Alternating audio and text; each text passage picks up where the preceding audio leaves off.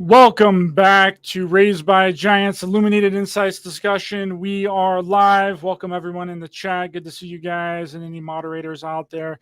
We have an amazing discussion for you guys today. But before I bring Christopher on, I want to thank Matthew for the kind and generous $12 PayPal donation. Really appreciate your support of the show. And Samir for a $10 PayPal contribution as well. Thank you, Samir. And also someone that bought me a coffee on Buy Me a Coffee. They're anonymous. They did not apparently want their identity to be revealed, but thank you, someone, for your support of the show. It means a lot to me and helps me continue to do my work and bring you guys amazing research and discussions like we're going to have here today with Christopher, and also Bandy Boo for the kind and generous $10 super thanks on my last UFO Doomsday Cult video, part 3, Heaven's Gate.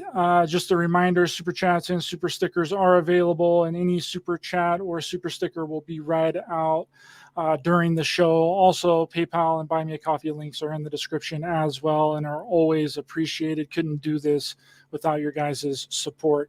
Also, if you haven't watched my documentary, JFKX, Solving the Crime of the Century, what are you waiting on? It's a new look at the JFK assassination that you've never heard before.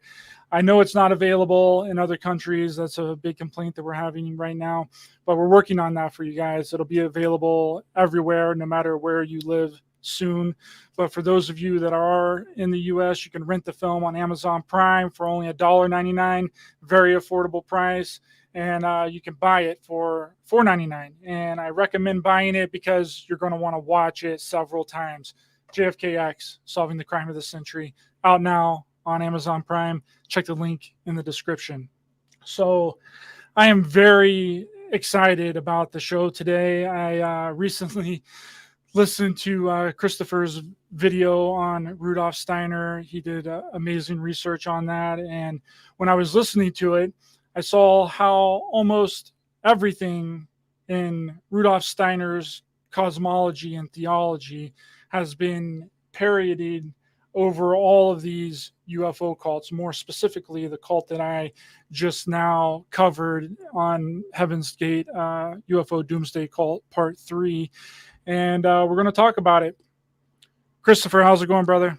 It's going great. Congratulations on your documentary on JFK. That's wonderful. Thank you. I really worked hard on it and put a lot of time and effort into putting that together almost every day for like a month, from the time that I woke up to the time that I went to sleep. Sometimes I would fall asleep just working on it and wake up in the middle of the night and then work on it again. So thank you very much. I hope people really check that out and give it a 5 stars and a solid review. So, Christopher, you just recently did a video on Rudolf Steiner, and this was very, very interesting to me. I wish I would have listened to it earlier, because I think that I actually dropped the Heaven's Gate cult video after you had sent me that video. But very, very interesting things in there. Let's go over a little bit of Rudolf Steiner's theology and what he was writing about first, so we can get into that really quick. Well, Rudolf Steiner was a philosopher who was very active from the 1880s through 1925. He was involved with the Theosophical Society, and he founded his own society, the Anthroposophy Society. Theosophy is the wisdom of God. Anthroposophy is the wisdom of Adam, according to the Gnostics, or the wisdom of man, if you literally translate the Greeks. And he was a Gnostic, and he created a very Gnostic, Kabbalistic, but I would say more so Gnostic belief system in cosmology. And he claimed to have been a clairvoyant from early childhood and had communications with higher spiritual beings who enlightened him as to the history and evolution of humanity. And they presented him with the concepts that man had initially been formed as a spiritual being on the planet Saturn. and that there was a progression of man's soul from Saturn to the sun to the moon and then to the earth. And this is a very Platonic, Mithraic, Gnostic type of concept that man initially didn't have a body, but was instead a heavenly spiritual being. And then man fell and got involved in sin and got involved with Lucifer and other things on the moon, and eventually came to the earth and was given a body of flesh, a vessel for that spirit, which is very Kabbalistic. And so Steiner creates this type of dualism, which is extremely prevalent in Gnosticism, Neoplatonism, and Kabbalah, where the earth is viewed as the kingdom of hell and the realm of the demonic spirits. And those demonic spirits are inherent in the material world. The material world is imbued with evil, so that machines and other things that are constructed from that material world are inhabited by demonic spirits. And Steiner created the dualism, which is so prevalent in modern extraterrestrial theories, even in that of the Congress, that there are two types of ETs or aliens. There is this spiritual type, these spiritual guides who love mankind and want to guide mankind's soul back up into the higher realm of the upper planets and away from the chaos and the evil material world of the earth. And then alternatively, there are these material demonic spirits of the earth. And the earth is ruled by Ahriman, the Zoroastrian evil god of chaos and the material world. So we have this battle between these two types of alien forces, which is the narrative of ufology. And I don't think it's coincidental. I think the whole thing is a cover for the religious beliefs of Gnostics, Satanists, and Kabbalists. And they want to indoctrinate mankind and lead mankind into obliging all of the prophecies they have, which have always not really been prophecies, but instead they're plans. And Steiner presented the notion that everything that is on the earth is tied to this chaos and becomes artificial in the minds of human beings. And this artificiality draws mankind away from the goodness of the spiritual beings who will eventually descend to rescue man from the evil material world. And that man will develop machines which have artificial intelligence, which are tied to this artificiality. And they will be products of man's distorted consciousness in this material world of the earth. And Steiner latched on to Charles Darwin's son's concept of the fission of the moon from the earth. And he said that when that took place is when humanity descended to the earth and needs to ascend out away from the earth, because in the 8th millennium, the moon will undergo fusion back together with the earth. And that's when these spider-like artificial intelligence, demonically souled machines will swarm over the earth like spiders, like the locusts of the 10 plagues of Egypt, and overwhelm mankind. But at the same time, these spiritual beings will descend to help humanity ascend and the soul of humanity to ascend. And we see all of this replicated in, Gnosticism and Kabbalah came centuries before and thousands of years before. But in the New Age mythologies, which are being pushed, and in the narrative being pushed by the government, that UFOs represent an evil force, a threatening force, an existential threat due to their technology. So we see technology being presented as if it has this demonic soul. And another important aspect of Steiner's presentation of technology as if imbued with demonic spirits and demonic souls is that the the ancient Judeo-Christian role that Satan plays. He is the adversary, and he is in an adversarial relationship.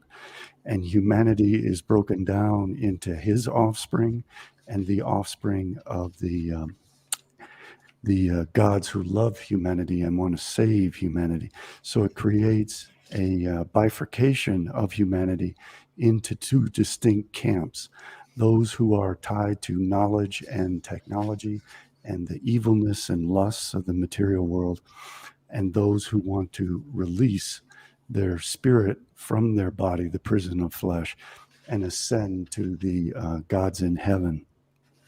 But either way, humanity loses, because in order to ascend, you have to die, as happened with the Heaven Gate cult. And as is one of the premises of Christianity, you have to enter the heavenly kingdom, which means you have to leave the earthly kingdom. So it's a suicide cult. And the other aspect is that the earth has to be turned into hell through technology, which creates these demons. And these demons become our tempters, our accusers, our prosecutors, and then our punishers. And we see that happening in the form of cameras, which are always watching us everywhere, especially in China, and these police robot dogs, which arrest us, accuse us.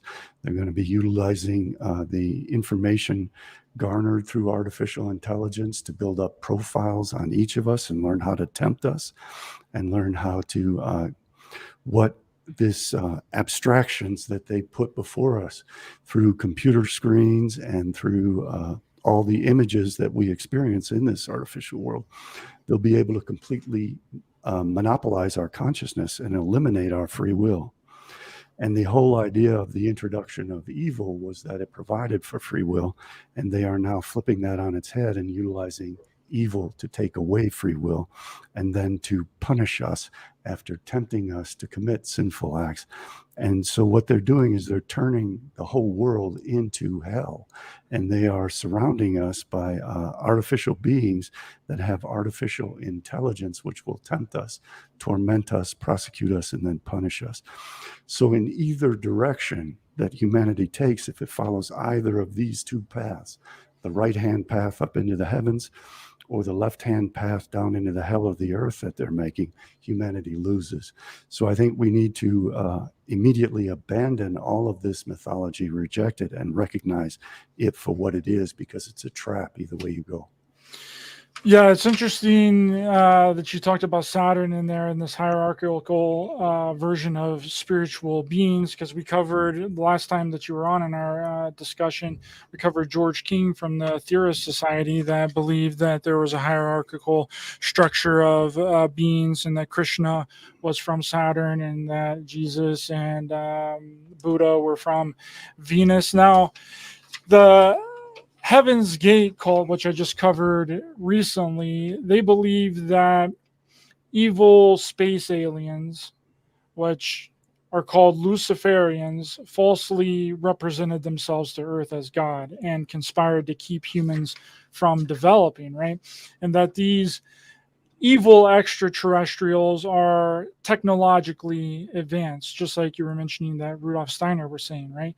And that these aliens, these evil aliens, have spacecraft, they have space-time travel, telepathy, and increased longevity, basically immortality, and that they use holograms to fake miracles, right? And that they stopped trying to achieve the kingdom of God in what the Heaven's Gate calls the next level thousands of years ago, right? That they want to take over the world with their advanced technology, essentially. And it's really interesting too, because through researching the Heaven's Gate cult, it turns out that Bonnie Nettles and Applewhite here, the Marshall Applewhite, they read the works of Helena Blavatsky and Richard Bach, and Applewhite also read science fiction, and including Arthur C. Clarke.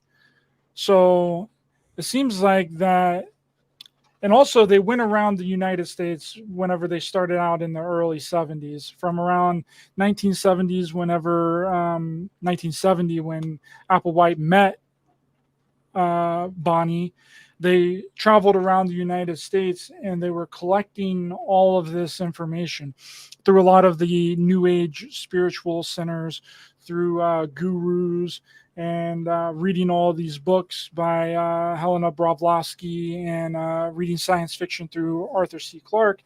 And they just kind of combined a lot of these different thoughts and theories and ideas from all these people and these people that they were visiting and the books that they were reading into their own version, into their own theology, and created this belief system and this belief structure for their Heaven's Gate cult.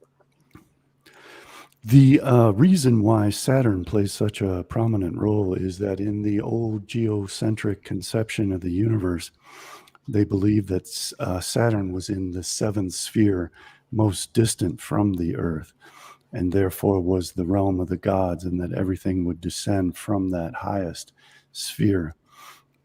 And even as recently as the formation of Islam, there was the concept that the soul descends down through those planets from God and has to reascend back up across those planets to God.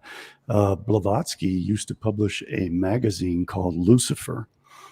And a big part of that movement of Albert Pike and the Freemasons and Blavatsky and Theosophy, and also it carried over into Rudolf Steiner, was trying to normalize Lucifer and portray Lucifer as if the good God. And that's also a prominent aspect of early Gnosticism, where the God who offers humanity the knowledge, the gnosis that is needed for the soul to be elevated back to the monad through logos, which first emanated it, has to be provided by this intermediary who offers it up. And that appears in Steiner's theology, just as it does in Gnosticism, as Jesus Christ, who acts as the moderator between these two forces. In Steiner's system, it's the force of the Ahriman on Earth is the evil force, and then you have the spiritual beings of the planet Saturn, who are the good force. And as you were pointing out, this cult concept creates a personality type of the cult leader. And part of that is the cult leader asserts that he is able to communicate with these higher spirits, these divine spirits, who appear to him or her through another dimension, they say, without ever defining what that means. So that enables them to act as that intermediary, but like Jesus Christ, to speak for the gods and to speak for humanity to the gods, so that people believe falsely that these people are divinely inspired and that they're in communication with higher spirits, and that it would be wise to follow what they say, when in reality they're all just con men. And now it appears that the government is taking on that role of con men and acting as if the intermediary between these forces, and not allowing the release of evidence that they claim exists, and not even allowing the interrogation in camera behind closed doors of witnesses.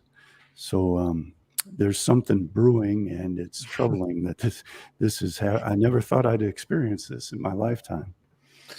Yeah, that panel or that congressional hearing that they just had the other day was a complete and utter joke. Whenever that Koresh guy was mentioned, whenever he was questioned about what if he ever seen the aliens, or if he ever seen the craft or the aliens that were in the craft, he was like, "Oh, I'll say that in private, but I can't say that on this media." I'm like, bro, what are you talking about, dude? Like it's a clown show, is what it is. And nothing new was brought up either. This is all years old material. Yeah, they're just regurgitating old material, just like I've been showing within these UFO cults that people are still doing to this day in this community. They're just regurgitating what people have already said several times over. And it's really interesting with Rudolf Steiner here. What does Rudolf Steiner think that, does he ever mention like heaven or a reality above ours, like the Heaven's Gate cult does? That the central belief of the Heaven's Gate cult is that they could be physically transformed into an extraterrestrial in this next level, the next evolutionary level above human. That's the Right? key word with Steiner, is evolution. He introduced the concept that humanity is undergoing a process of evolution from this initial spiritual state, being brought down by these spiritual guides to the earth, and then attaining a dualistic material spiritual state, and then either evolving into this new technological existence or evolving back into spirit in a refined state. And that we have offspring so that our spirits can be reincarnated. All of this is completely Kabbalistic. And what's very troubling is this concept of evolution into an androgynous immortal state. They hate what the human being is, and we know for a fact that GMOs, for example, are altering the composition of our DNA. And they are insisting that the human being, they call it evolution, but that's a term which implies a benefit through natural selection. And what is actually taking place is deliberate mutation without natural selection, but instead artificially producing a different form of organism without our consent. And they are altering what the human being is into something else. And within a couple of generations, there will no longer be human beings if this process continues. And they're doing all kinds of experimentation along this theme of what they consider to be evolution. And that was a big part of the Theosophical Society too, is that humanity was evolving into a more intelligent, more divine form. I don't want humanity to evolve. I want humanity to survive. And I view those who seek to destroy humanity by corrupting our genetic material into a new and different form of organism without our knowledge and consent, I consider that an existential threat. Yeah, and that seems to fall in line with what Rael from the Raelian cult was saying as well. He said that these extraterrestrial Elohim beings came down, and that they were told him how to live forever and how to achieve immortality was through cloning as well. Rael from the Raelian cult that we kind of covered last time. But what's interesting that I covered in the Heaven's Gate UFO Doomsday Cult Part 3, and we did mention this. We didn't really go into detail a lot last time, but they started telling their followers to be androgynous, right? They would have their followers, the women would have to cut their hair short. They would be wearing long sleeves. They would put them in these everyone to look the same in these gray looking jumpsuit things. And they would basically be, they would call them androgynous. And even Bo has stated several times, and I actually have a clip right here to listen to. He stated several times that the only way that you can get into the next level, into this kingdom of heaven that they're talking about, is if you are androgynous. And I'm sorry for interrupting, but it's important. That's the exact mythology of Kabbalah, that the only way to transition from the present world, Olam Hazeh, to the world to come, Olam Haba, is for the gods to become androgynous. Once again, human beings are created in the image of the Elohim, male and female, as androgynes in the mythology of Judaism. And that split occurred when the temple was destroyed in the Godhead. And also split occurred in humanity, in which Adam was divided into his male and female aspects, and that was a catastrophe, and that human procreation is a tragedy because the parents die and the offspring have to then undergo the pain of menstruation and childbirth, and that it is superior to create immortal androgynes who don't have to search for a soulmate, who don't have to undergo divorce, who don't have to undergo child bearing and child raising. So they hate the human form, and they view childbirth and family as an evil thing that they want to eliminate. And so they want to replace it with sterile, immortal, androgynous beings. And that in order to go from this present world to the new heavens and the new earth that Isaiah wrote about, there has to be this transition of humanity back into its supposed original form of the androgyne. So once again, humanity has to be completely destroyed, and they consider that kind of a cosmological evolutionary process of refinement and rectification and perfection. Yeah, that's exactly what Bo from this Heaven's Gate cult believed in, right? He started saying that the beings in the next level, these extraterrestrial beings, do not engage in sexual intercourse, right? They do not need to eat, or they do not die. And that all the things that make us mammalian here, that make us human here, is evil, and we should hate that, right? And we should hate this world. I mean, he was a huge nihilist. I have a clip here of him talking about this, but before I show that, just a reminder, under fair use disclaimer, under Section 107 of the Copyright Act of 1976, allowance is made for fair use for the purposes such as criticism, comment, news reporting, teaching, scholarship, education, and research. And that's exactly what we're going to be doing right here. We're going to be commenting on the Heaven's Gate cult and their information. Do, in all honesty, hate this world. I know that you've been taught not to hate this world. You can say, well, how can you say that you're of the kingdom of God when you aren't even humanitarian? Every individual in its growth pattern becomes humanitarian at a stage in that growth pattern, and then as soon as they become literally aware of a kingdom level above the human kingdom, they have to pursue that kingdom level while a representative is present, and pursue it with all that they have, and there is not a moment that they can be humanitarian during that time. Their humanitarian aspect has passed.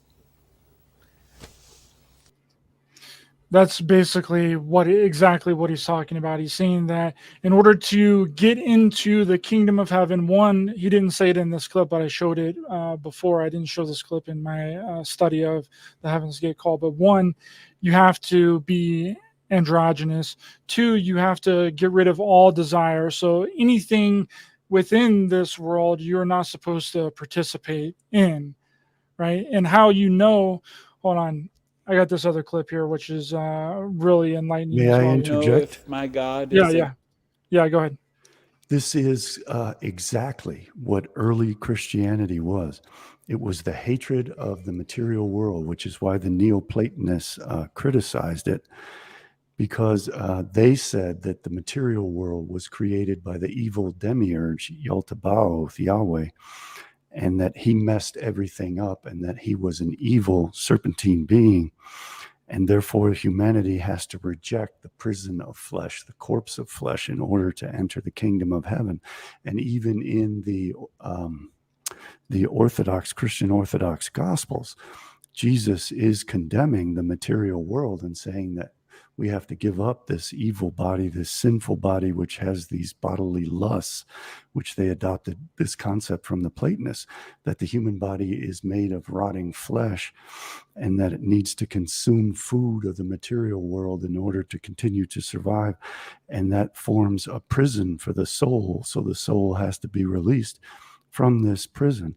And even in the book of Matthew, especially in chapter 24, it condemns this world as evil and celebrates the notion that this world will be destroyed so that all of humanity that believes in Christ can enter the kingdom of heaven if they pass his judgment. So there's nothing new about what he's saying. And I think that people need to realize this is an inherent danger in Christianity, because these ancient, the most ancient form of Christianity is being resurrected by the New Age movement and by the Kabbalists, and endangering humanity. And this whole UFO psyop is resurrecting this Gnostic conception that the material world and technology is demonic and will threaten the existence of humankind. And that invites in the idea that these spiritual beings will appear, and then these spiritual beings will welcome us to release our souls from our bodies, to commit mass suicide either through war or self-destruction in order to attain this heavenly kingdom which awaits us. Yeah, and he also talks about here, I'm just going to play this other clip. He talks about knowing who God is, and how if God is giving you all this stuff in this reality, this human mammalian reality, then he's not really God, right? This is really interesting right here. That's also very the Christian. kingdom of God.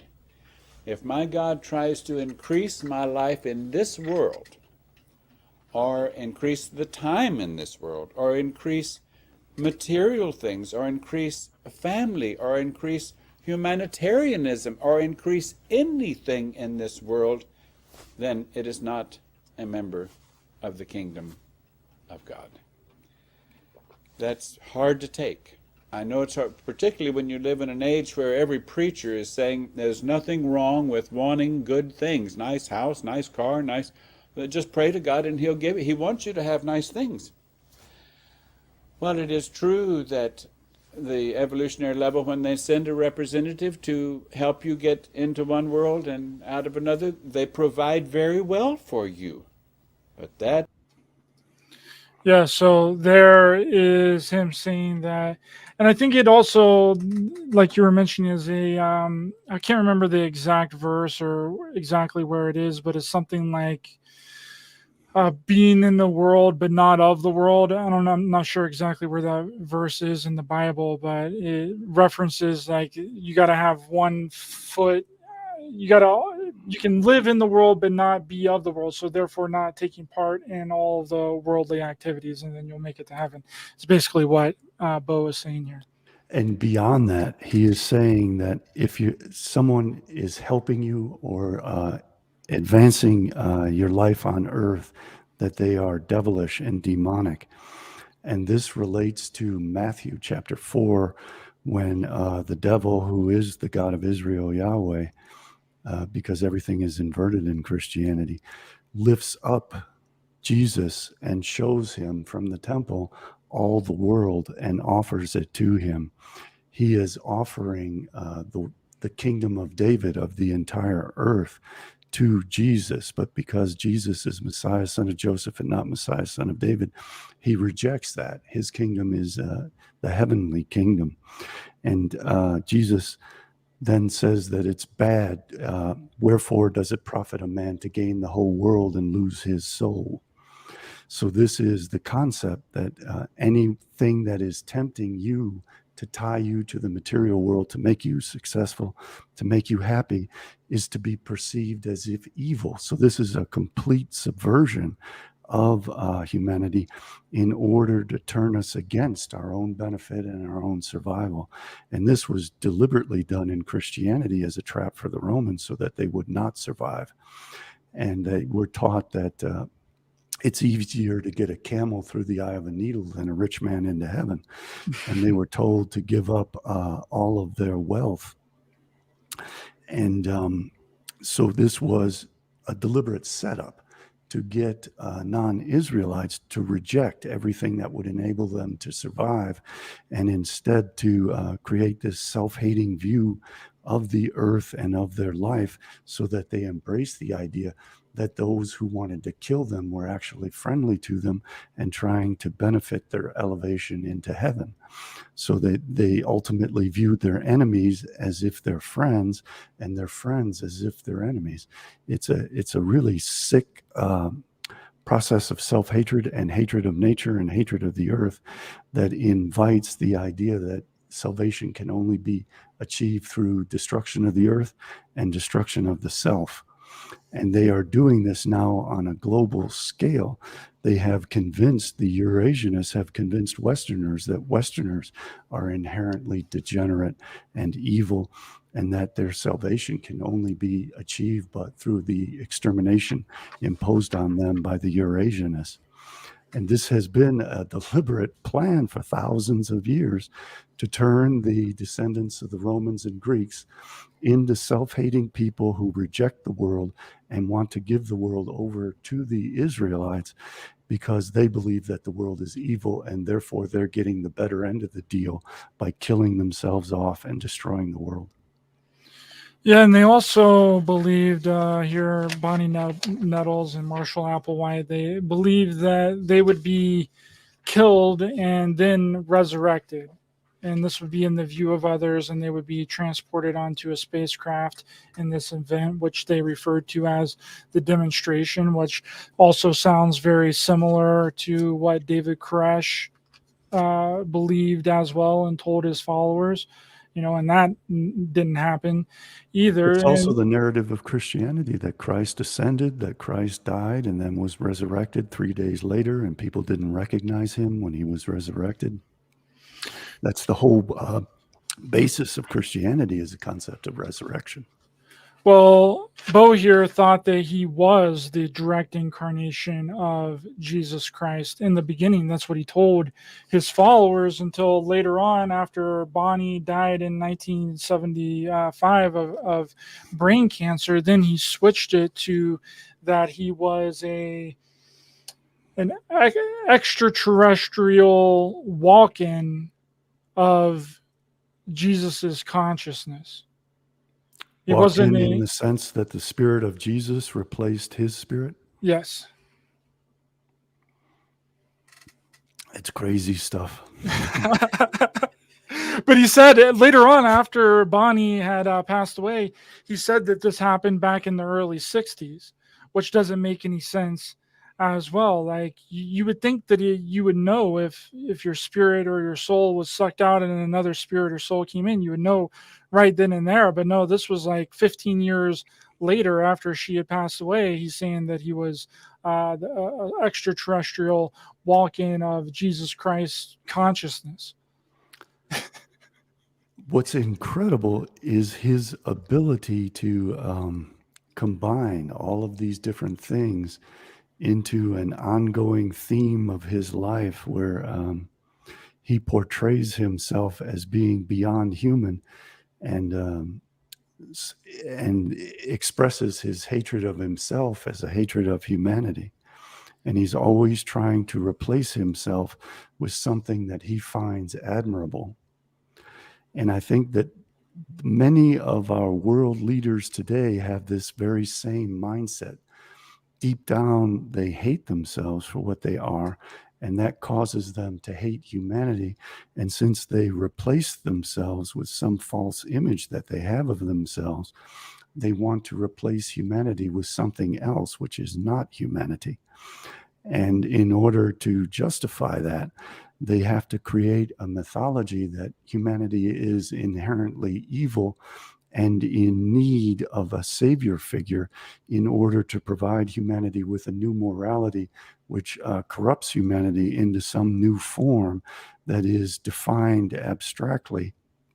And it becomes a mission of the whole human race to destroy creation and replace it with some abstraction that some nutcase created either recently or thousands of years ago. And we're on that path. And I don't understand why people don't see it. That this whole direction that we're headed down was contrived by people thousands of years ago, and they were not prophets. They instead just created a mythology which was taken as if it were divinely inspired or divinely given by this descent of these higher beings to Mount Sinai, or whatever mythology you want to take it to, the Olympian gods in Greece, and that humanity has to obey this mythology that we were originally androgynes and we were originally immortal, and that because of our sins, we're being punished by being what we are today, and that the only way that we can end this punishment is by destroying ourselves and creating descendants who are completely different from us.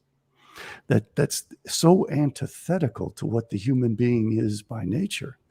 By nature, our goal is to fall in love with someone who we perceive as being reflective of the highest ideals of what we view of as ourselves, and to create children with that person, and hopefully have children who resemble and even surpass us. Yeah, I agree. Really quick, Nika, thanks so much for your kind and generous $20 super chat. Really appreciate your kindness, generosity, and support of the show. Thanks so much, everyone, for being in the chat. Good to see everyone here. What's going on? Polar Origin, Sam, Kenneth, Dr. Hugh. Good to see you guys. Yeah, so we have... that's exactly what this Heaven's Gate cult was really referring to. And within Rudolf Steiner's work, I thought it was really interesting in your video. You're talking about this because the little that I do know about Rudolf Steiner, he talks about this, the eighth sphere, and the eighth sphere being this kind of artificial intelligent reality.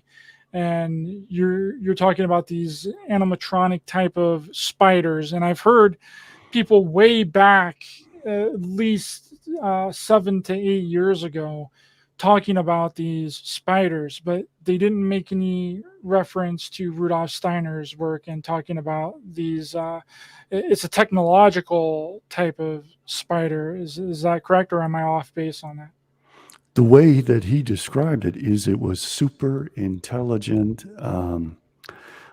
automaton type creatures that were created through the intelligence and abstractions of human beings, and that once they were formed, since they were formed out of minerals, they had an existence on the hierarchy of being between minerals and plants, and that this would attract the spirits of the demons, who are the armies of Ahriman, the god of chaos and darkness, and that these spirits would then find a vessel that they could enter into, and that they would all combine and form a network that would span the entire earth, and that this would convert earth into a universal hell controlled by this matrix that would be have what would now be called the singularity of the mind of the devil, of the Ahriman figure, who would combine this intelligent force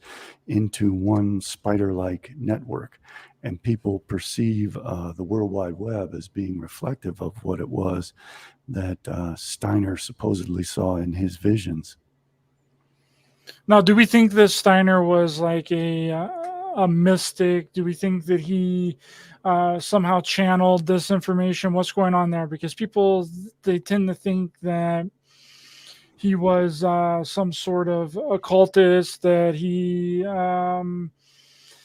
possibly could have done some kind of ritual, that he had an advanced knowledge of that. Do you think that he had that kind of advanced knowledge, or he was just an insider that had some sort of other type of, like, someone was giving him this information? It wasn't coming from a higher level, like these the Heaven's Gate cult believed that they were communicating with beings from a higher level. Do you think that he was communicating with beings, or was this other human beings that was giving him this information? I think we have evidence that he was very well connected with the elite class.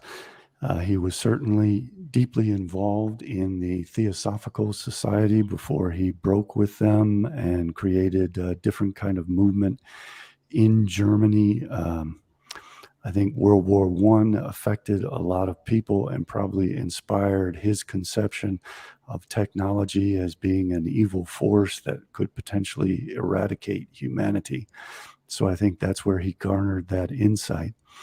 He presented himself as a clairvoyant who was in contact with these higher beings and received this knowledge from these spiritual beings. And he created what he called spiritual science, and he wrote a book about the occult. And he wanted to educate human beings into how they could tune in to these spiritual beings and allow them to communicate with humanity. But he said that there would be two strains of humanity, one strain which would be receptive to this, and then the other strain which was bound to the material world of the earth. I strongly suspect that there were people behind him, just as there were people behind Hitler and behind Coudenhove Kalergi and a lot of the prominent Freemasons. And they were feeding him a narrative that they wanted him to promote. There was a lot of money that went behind him.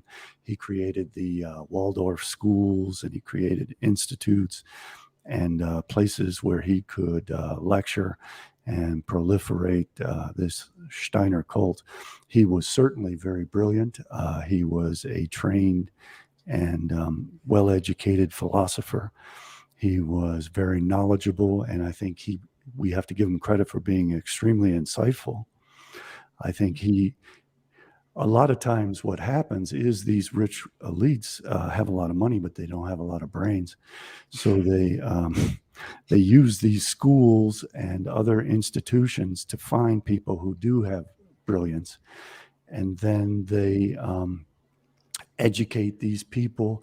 They expose them to these various beliefs and these various agendas, and then they utilize their brilliance to formulate how this could be brought to fruition and to promulgate it and disseminate it in the form of a mystical cultish theology. And I'm sure that's what happened with the Theosophical Society, and I suspect that's what happened with Steiner. I'm going to be investigating him more thoroughly. This is just something I came across randomly, and I'm just getting into now.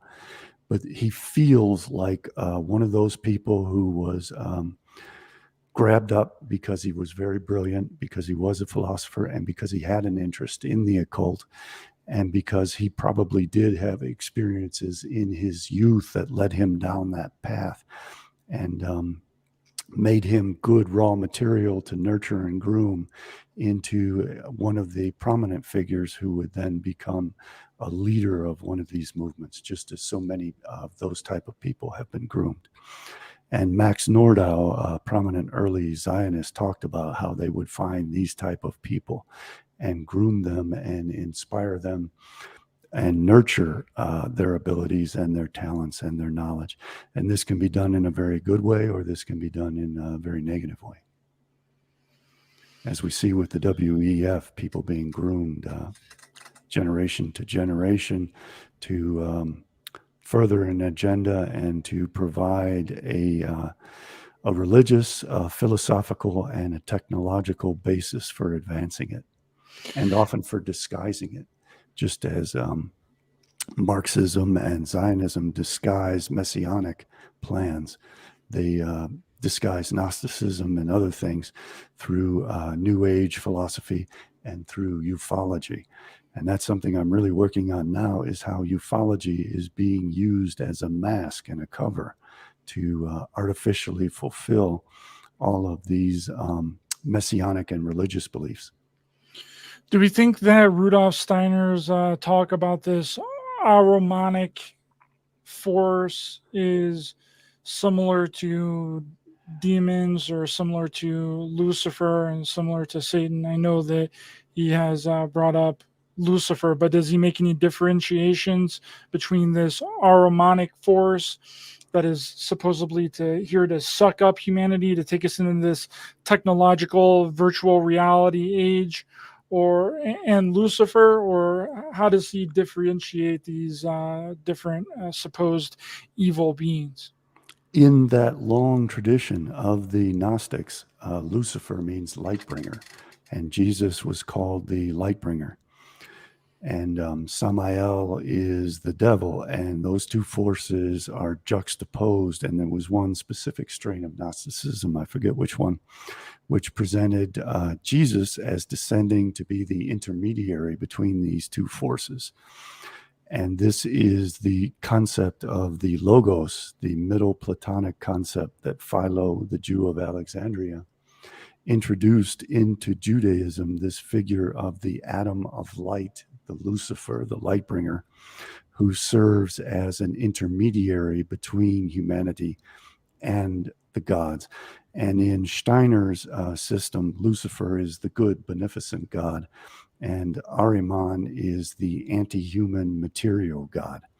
And Jesus Christ serves as the intermediary between the two, who can take hold of your hand and provide you with the gnosis, the knowledge and the logos, to ascend to the higher God and away from the material God. And this was called the atom of light. This was called Jesus. I'm sure it derived out of the idea that the Pharaoh was born as a demigod who was bred from Ra, breeding with his mother, and that he would serve as the intermediary between humanity and the god Ra. That's highly interesting. I want to get through these other two clips that I wanted to show you and get your comments on the Heaven's Gate cult, because he basically says how you know if you're communicating with someone from the next level, this extraterrestrial race that is supposedly supposed to come to Earth and ascend these the humans up into a UFO ship, which he predicted, him and Bonnie Nettles predicted several times throughout the inception of this cult since 1974. They predicted in 1975. They had all of their members and followers go out into the woods and wait for this UFO to come and pick them up. That didn't happen. Then they said that they were getting ready to transfer into a new age, and that this new age was going to bring about the destruction of everything. And that's another thing that I didn't even bring up in my UFO Heaven's Gate Doomsday Cult video, part 3, is that's where a lot of this new age and these cycles of humanity really started to become popularized in modern day, right? He believed that the earth was going to be recycled, and that the human beings on the earth during that time were also going to be recycled as well. So, and that recycling was the beginning of a new age. And then he also claims that way back whenever we dig up and do all this archaeological stuff and we find these other humans that were here a long time ago, that was the end of that old age too. And he says that people look at it like one long string of events when it's not. It's a ending of an age and then the beginning of a new age. And that's exactly the biblical narrative, that you had Adam and the Garden of Eden, then you had the fall, and Adam went from being a being of light to being clothed in the flesh of the material world. The material world became increasingly corrupt through the actions of Cain and Tubal-Cain and needed to be cleansed. The earth was cleansed by the flood, and then a new earth was created after the flood. But that was also corrupted because Samael provided Noah with a grapevine. The grapevine was the original tree of knowledge of good and evil, which Noah then planted in his garden. He got drunk on that vine, was raped by his son, who then castrated him. And then that reintroduced evil into the world. So we now are back in this cycle where there has to be a cosmic cleansing. And it's identical to the view of the Stoics, that there has to be a cosmic cleansing, a conflagration of the whole universe, so that it is then cleansed of all the evil and a new golden age can emerge, a new cycle, and what's called the world to come, Olam Haba. Which is very interesting because this guy Bo and 6 of his followers of this Heaven's Gate cult also got chemically castrated. There you go. He's the Chopped it Noah. off. Yep. But here is Bo from the Heaven's Gate Call talking about what it's like in the next level, the evolutionary level above human. In my Father's kingdom, there are no mammals. There are no humans. Now, their bodies and their individuals are very similar to these in many respects, very similar to human bodies, except more refined. They don't need fangs. They don't need waste of hair. They don't need a number of things that are used in this kingdom level because it's significantly more refined. There are no males. There are no females. There are no children. Because children come from the minds that are taken from the human kingdom, from hell, from the mind of the next level that is inserted into it's like the mind is grown in a human body. And when the mind grows enough to come into its own consciousness, disassociate with its chrysalis, and know that it is not the chrysalis, that it is the mind, and that it wants only to return to its maker, the mind that was given to it. It wants to become a part of it, become service to it. Then it goes up and is a child. But it's not a child in the form of needing to be an infant. It can be of service. It is like a young adult and can serve in young adult ways. But it also, as it enters into service, is genderless. It's genderless, Christopher. That's I'm sure he was heavily influenced by the Theosophists who said that there was mind, spirit, and body, and that this goes way back again to Platonic conceptions of mind, spirit, and body, and that the one, the monad, has the first intellect, the highest intellect, and that we are corruptions of that intellect through the evil body of the material world. In the simile of the cave, we only perceive imperfect forms because we are corruptions of the ideal forms above, and that we have to elevate ourselves out of this cave of the earth so that we can see what truly is in an uncorrupted form and reunite with the beauty that created us, the goodness, the oneness, and become one with that. So what he's saying, I'm sure he was educated in those types of beliefs in one form or another. They have taken so many forms and filtered down to us through so many different directions, which is why I encourage people to study what the original Greeks said, and then you'll see how what was intended initially to be beautiful and to celebrate the human being and to celebrate nature was then corrupted into this misperception that the two sexes have to be destroyed, that childbirth is evil, that creation is evil, and that it all has to be replaced by being elevated to the godly level. And the Greeks strongly resented that. The Neoplatonists rejected Christianity vehemently. They wrote many polemics against Christianity because Christianity was saying essentially what that man just said. And they saw that as destructive, and they didn't want to be destructive. They wanted to celebrate life. Here's another clip of Bo from the Heaven's Gate Cult, basically saying that the only way that you know that you're communicating with a member of the next level is if they are androgynous, which I have absolutely no idea how you're supposed to know if you're channeling or communicating with these beings, if they're androgynous or not. How are you supposed to know that they're androgynous, Christopher? I have no idea. Well, in Kabbalah, there is the concept of beings with two heads, one male and one female. There's also the concept of the single body having two faces, one being male and female. In the statuary of the Greeks and many ancient cultures, they had androgynous gods, which would have both male and female sexual organs. So you would know it by their hermaphroditic nature or the possibility that they would have two heads or two faces. That's really interesting. Sounds like Yanis. Yeah, well, This Giannis is an in a interesting different time sense. Yes. because in this particular civilization that we're visiting now and about to leave, this civilization now is beginning to have an awareness of alien creatures they call space aliens, and we call them Pleiadians, and from different areas of the heavens. And the key to who is member of the next level, or the evolutionary level above human, is very clear. Only non-gender,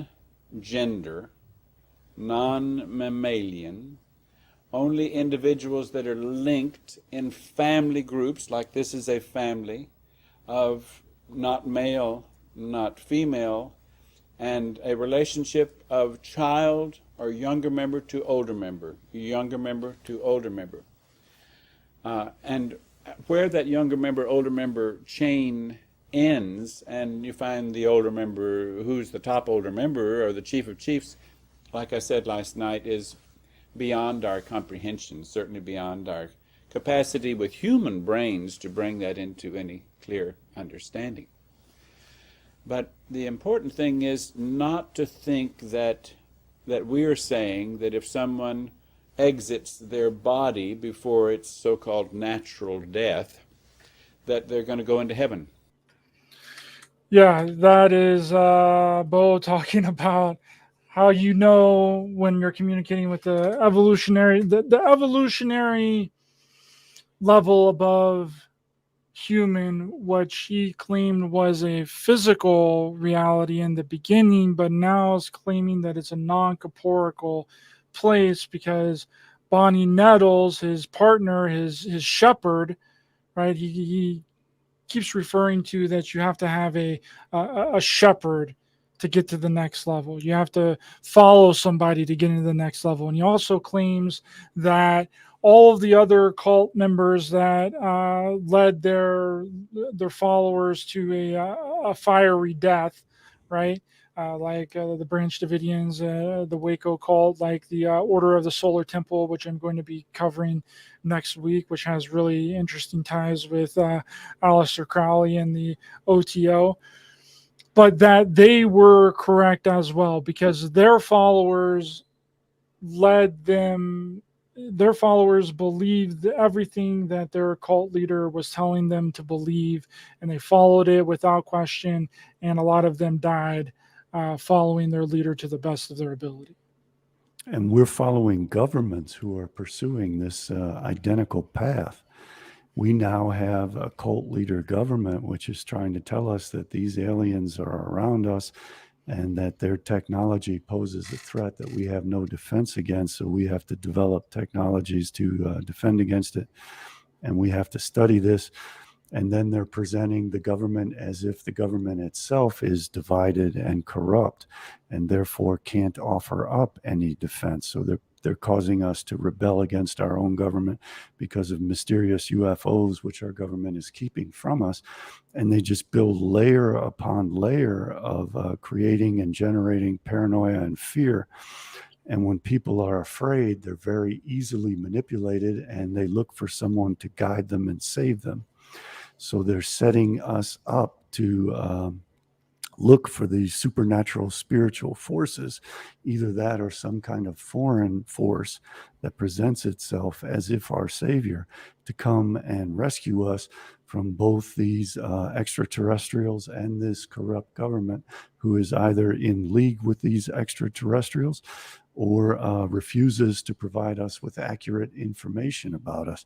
This is all so bizarre and such a convoluted, strange narrative to be put forward by our own government, that this is very much like having this cult leader being our government. And they're also talking about how the earth has become so degraded that we have to look for means to form life on other planets. And we have Elon Musk pushing the idea that we have to go to Mars or some other planet to live. That's so crazy to me. Why aren't we instead reestablishing the natural processes of the earth to make it more inhabitable? And I think they're deliberately starting forest fires. We don't know what the effects of those are on the weather patterns. They're messing with the clouds. They're putting particulates in the atmosphere. They are deliberately trying to turn the earth into hell and a place of coldness and darkness. And they are acting as if they are global alchemists, messing with the four elements of fire, air, earth, and water to make the earth itself uninhabitable. Why are they doing that? Why? And then why are they offering up the idea that we have to elevate ourselves to another planet? And is it coincidental that all of this matches this ufology narrative and the theology of Islam, Christianity, and Judaism? Yes, I mean, the only thing that I could possibly think of, off the top of my head, for the reason that they would want to get us off the planet, and Elon Musk, saying that we need to get to Mars and terraform Mars, is that the chance and the possibility of some sort of global natural disaster. Now, whether that is an actual natural disaster or a contrived natural disaster that they have created in order to eliminate the majority of the planet, is, so I don't know. Right? But It could I would be either view one. Mars itself as a natural disaster. It's an uninhabited, extremely harsh environment that's a really long one-way trip. The Earth is obviously far more inhabitable, and we're already here. So why aren't we preserving and protecting it? And why aren't we working together to preserve and protect humanity instead of this constant agitation against one another by our leadership? It's just crazy to me that we allow other people to govern our fate in this way, where we're all being pitted against one another, and we're all being pitted against the environment, and we're starting to view Mother Earth as if it's an old witch that we have to escape from.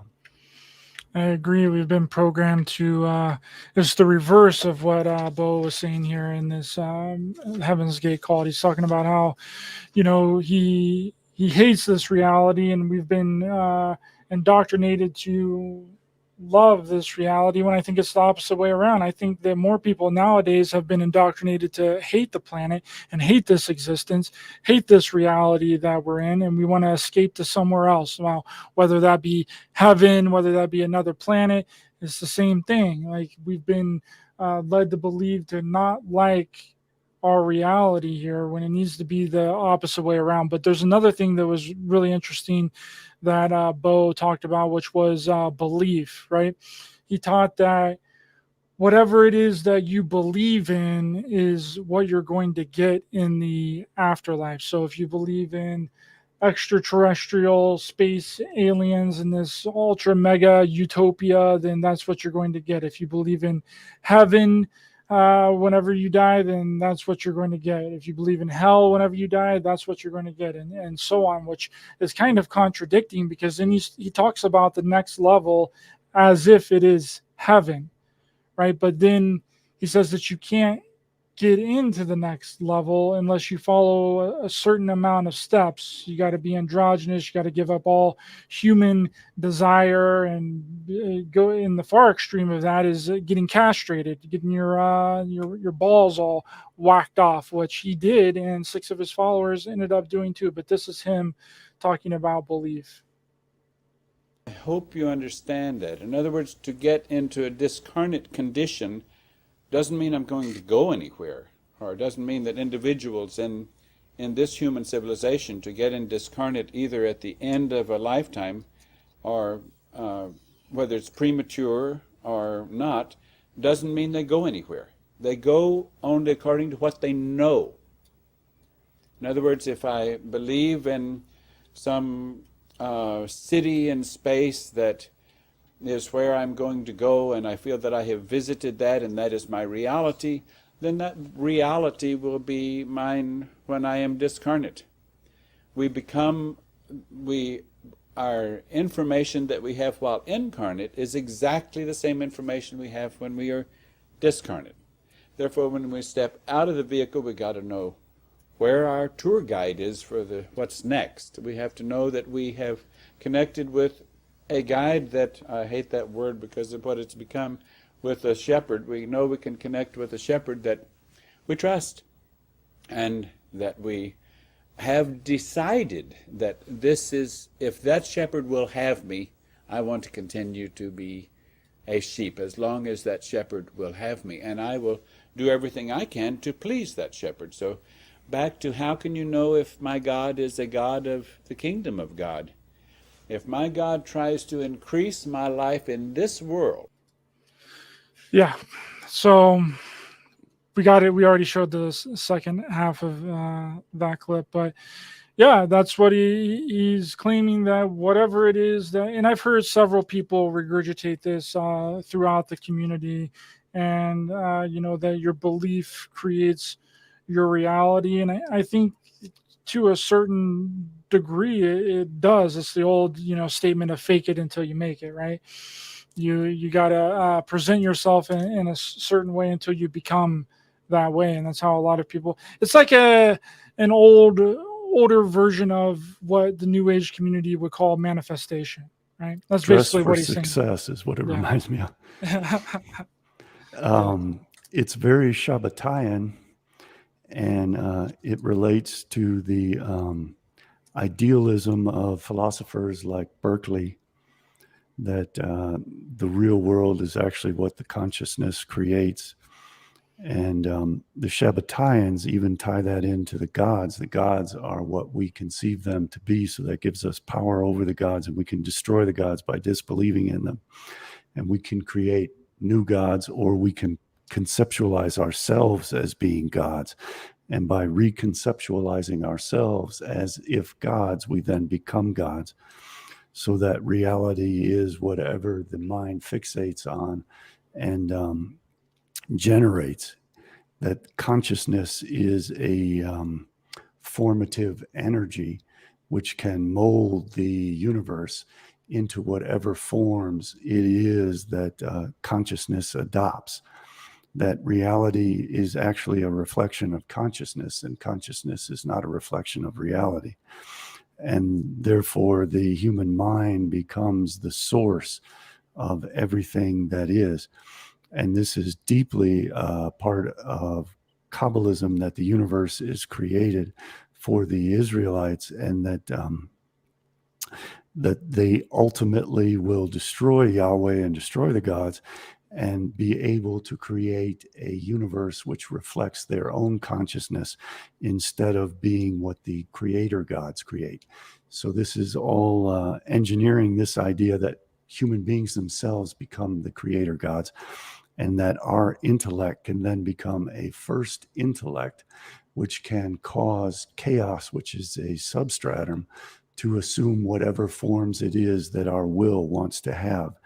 So that that's the nature of being a god, is that your will can mold chaos into the forms that your imagination creates.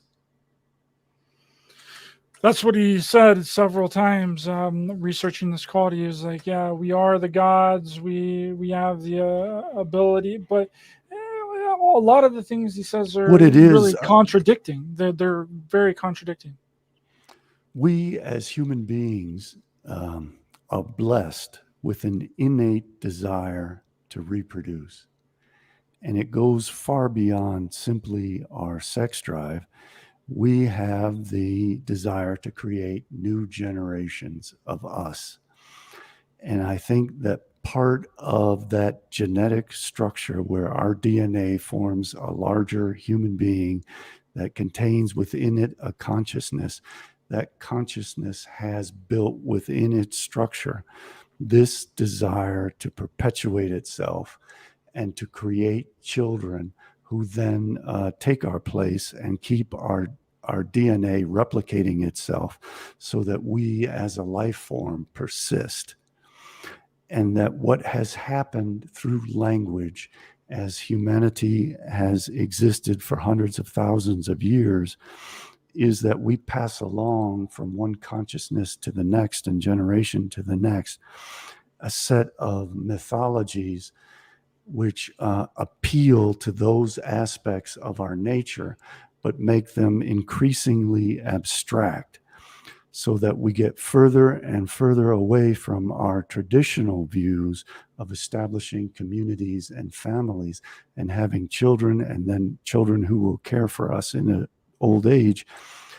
Technologies and machines have taken the place of those children, and we are turned inward more and more into abstraction and away from physical reality, so that we then conceive of and reify abstraction as if it were reality, so that we become driven to try to replicate those abstract images of ourselves instead of trying to replicate ourselves through our children, our communities, and our nations and our cultures and our heritage and traditions, so that we become so self-absorbed in our own abstract image of ourselves and our world that we strive to cause that to perpetuate instead of utilizing the natural processes of nature and the earth to perpetuate ourselves and our DNA through the natural reproductive process of mammalians and of living organisms, and being a part of the integral replication on Earth of this DNA life form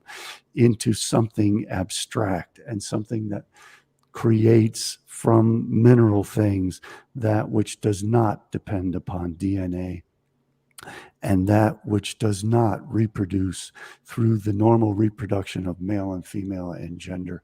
And we are completely breaking away from our most fundamental genetic nature into, and Steiner was a visionary in this sense, into the products of the abstractions of our minds. We're committing collective suicide for the benefit of our dreams. And he believed that we had an astral body and an astral being and an ethereal being, which would manifest itself while we were asleep, and that we would enter the astral plane while we were asleep. And I think that this astral plane is becoming the internet and the computer abstract reality in which our minds are becoming linked in through abstraction, and we don't have the physical contact and the existence that we were evolved to have. And since we are no longer, we're even becoming sterile in terms of semen levels and in terms of the wombs of women being destroyed by all of this exposure to chemicals and radiation and who knows what. We are losing our ability to perpetuate ourselves through natural means, and instead are perpetuating ourselves by recording ourselves in cameras, by recording ourselves in written language, in computer code. We're no longer replicating ourselves in genetic code. We're replicating ourselves in computer code. And we're going to lose humanity within a couple generations, if not very soon, if we don't end this process of reifying everything that is abstract. And I think in that sense, we ought to take Steiner very seriously and look at what the hell it is we are doing and where our leadership is leading us, because it is a path to extinction. And a friend of mine, a good friend of mine, pointed out to me that this is so bizarre because in previous generations, when cultures were beginning to disappear, they would fight for their survival. But we have become such a self-hating culture, immersed in this hell, that we reject our own survival and see our salvation in our destruction. And no previous generations, at least on a global scale, were that way. That's why I think they are trying to make life increasingly hellish and to surround us with artificial intelligence, which is constantly imposing itself on us. It's like trying to go to the bathroom with a crowd watching you. You never have any privacy. You have no human dignity. And life becomes so hellish that you embrace the idea that it would be better not to exist. And I think that is why they're turning the earth into hell, and they're creating the mythology that we'll be able to escape the earth and go to other planets, which is never going to happen. so that we do reject the earth and we don't try to preserve it and we don't try to preserve ourselves other than trying to preserve machines which will replace us, so that we are no longer replacing our genetic code. We are instead creating this hellish world and then saying, well, it's all so screwed up now, let's just commit collective suicide. Yes, and that is what I don't mean to inspire idea. hopelessness. It's just take a walk in the forest and there's a better path that we can follow. We don't have to follow them down this road, and we don't have to continue to allow them to lead us down this path. Just by being happy and by enjoying life and by having families and by continuing to be traditional human beings, we are defeating their plans for us. And I hope that people are hopeful that way, and they see that this is by no means inevitable. It can all be turned around very, very quickly. And nature is extremely prolific. If we stop overfishing, the seas replenish themselves very rapidly. The nature can reestablish itself and its natural functions very quickly and very successfully. So we have to get people in power who are not pursuing this agenda of replacing humanity with machinery, and instead allow nature to flourish. And we have to stop viewing the human being as if inherently evil and deserving of eternal punishment, and start viewing the human being as a beautiful, natural part of the cosmos that we need to perpetuate. And we have the means to perpetuate in terms of our very gender. So we have to preserve this idea that gender is what we are, and that we have to continue and have children who are gendered so that we as a species can exist and continue to exist as parts of nature. And we have to get away from leading these artificial lives to leading natural lives, and to celebrating the human form instead of trying to destroy and distort the human form into something it was never intended to be and never really was. And that's why I so vehemently oppose this androgyny agenda, which is put forward by miscreants who reject what they are and hate what they are and impose that on all of humanity. Instead, if that's the way they are, they should embrace it, love it, but not try to make all of humanity conform to it. Just as we should not try to impose our form on them, they have no right to impose their form on us. And we can get along with one another and help one another to survive. I agree so much, brother. Thank you for that. People are really digging exactly what you said, and it's simple as that, right? Just enjoy reality. Go outside and look around you and realize that the things that they're saying is happening aren't happening, right? That's the easiest way to do it. Right, and if anyone has any questions for Christopher before we let him go, we're going to roll for about 10 more minutes. Please put the questions in the chat, and I'll make sure you get your question answered. But before we get into that, I wanted to show this this article that you're going to find really interesting. Let me pull this up. Can you see it? What do you see? I can only see the headline. Is it scrolling down? Sorry, it's hard for me to. It is, but it's there's no way I can decipher what the text is saying, unless there's some way I can make your feed full screen, but I don't see how to do that. I don't know. It's difficult to figure out how to work and screen share on this thing. But anyway, this article goes into U.S. pilot says he dodged mysterious dark cube floating in the sky. Right. U.S. Navy pilot said UFOs are now an open secret among fighter pilots during a congressional hearing. And this was the congressional hearing the other day that we were talking about earlier. right? Lieutenant Ryan Graves, a former F-18 pilot, stated that two jets were once forced to make evasive maneuvers to avoid a dark gray cube inside of a clear sphere, which stood motionless against the wind. Lieutenant Graves is one of the witnesses who testified before a hearing in Congress on Wednesday investigating the claims of unidentified anomalous phenomena, UAP, formerly UFOs. In his opening remarks, the military veteran said UAP sightings were so common, both on radar and visual sightings, that over time they became an open secret among air crew. And I thought that this was very interesting, this black cube stuff that they've been talking about. And I know that you know a lot about the black cube thing. So let's talk about the black cube for a second. The black cube is a symbol of the Holy of Holies in Solomon's temple. It was a cube that was formed and kept behind a veil, so it was totally in darkness. And Yahweh declared that he entered there in the form of a black cloud, and that Yahweh himself lives in darkness.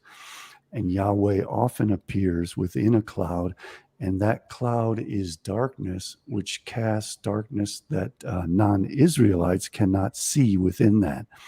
But it is shining darkness, and Israelites can see in that shining darkness.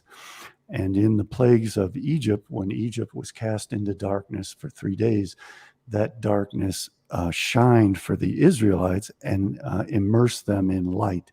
So what is darkness to non-Israelites is shining darkness to Israelites, and the black cube represents the Holy of Holies, God's temple and throne on the earth. So what we're seeing is what is being symbolized as the descent of the gods, and it is being portrayed in the form of UFOs.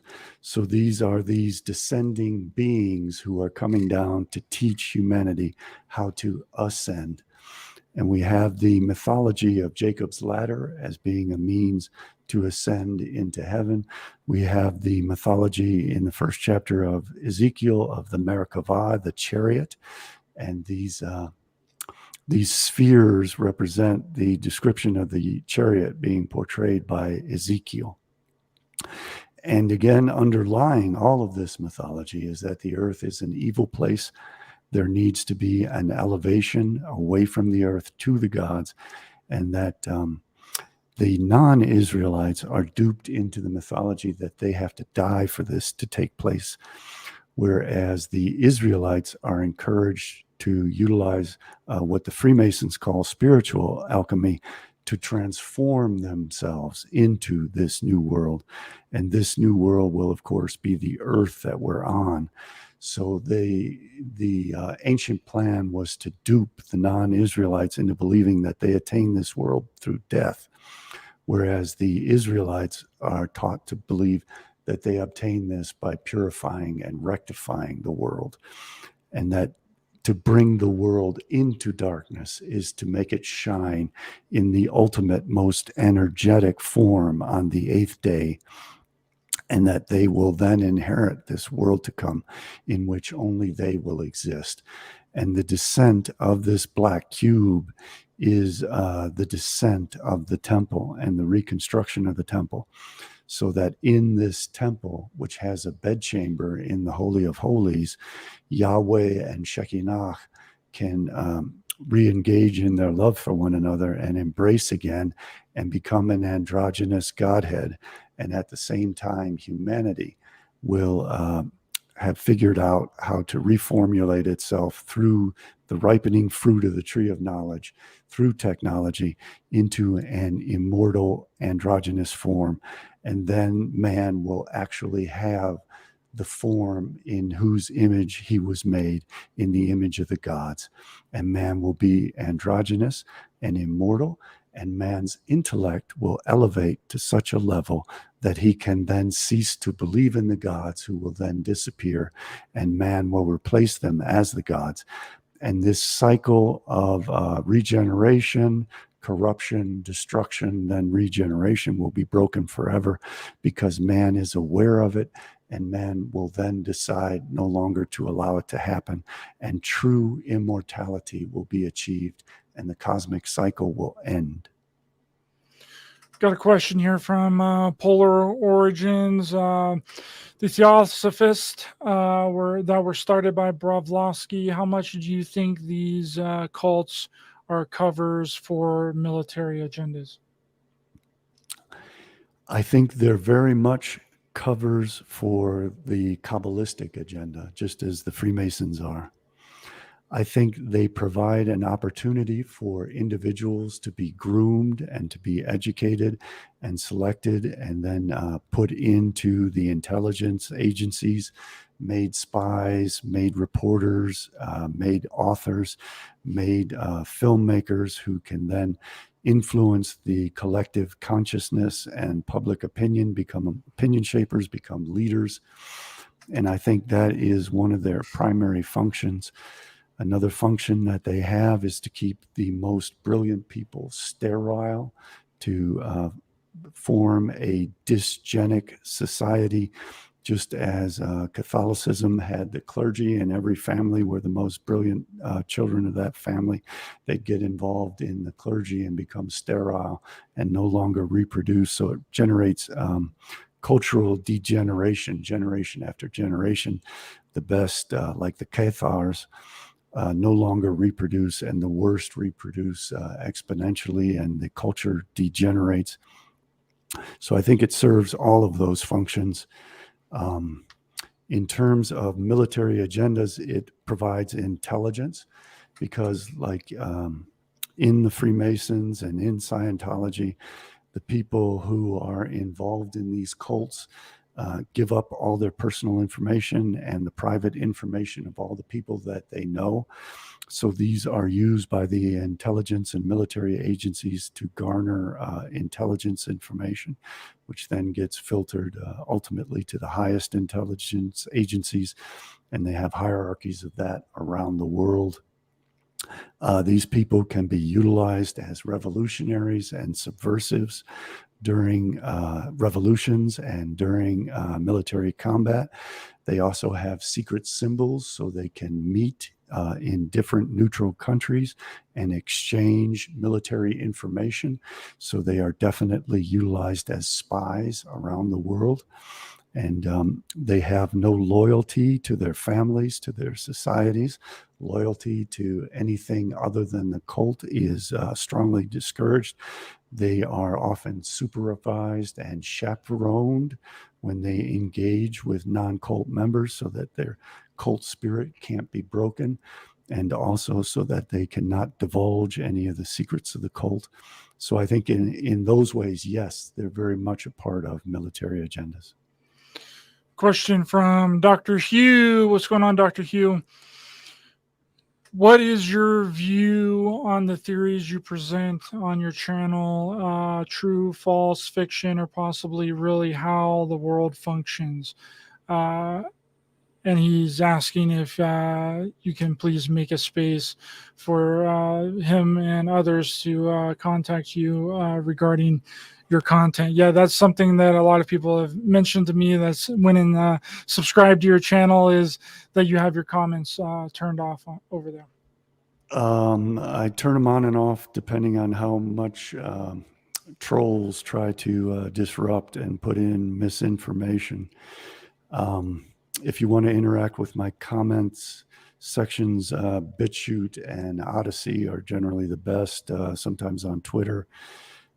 In terms of my theories, I assume he's asking if they are scientific in the sense of being falsifiable, and if I believe in the concept of absolute truth. And Feihinger and Jeremy Bellamy had a very useful understanding that we create useful fictions. And these fictions, according to Popper, have to be falsifiable and testable hypotheses. And they are simply ways of logically gathering together what we perceive to be the facts in consistent ways.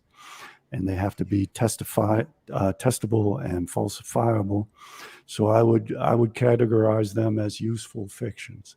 And if anyone has objections and would like to present either a logical or factual error in their perception, I'm always open to that.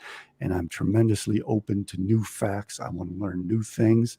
I want to be confronted with new data, and I want to continue to collate and correlate that data in new and more insightful ways. It is a journey. I am constantly refining it, growing, creating new concepts and ideas. So there's no finality or absoluteness to any of it.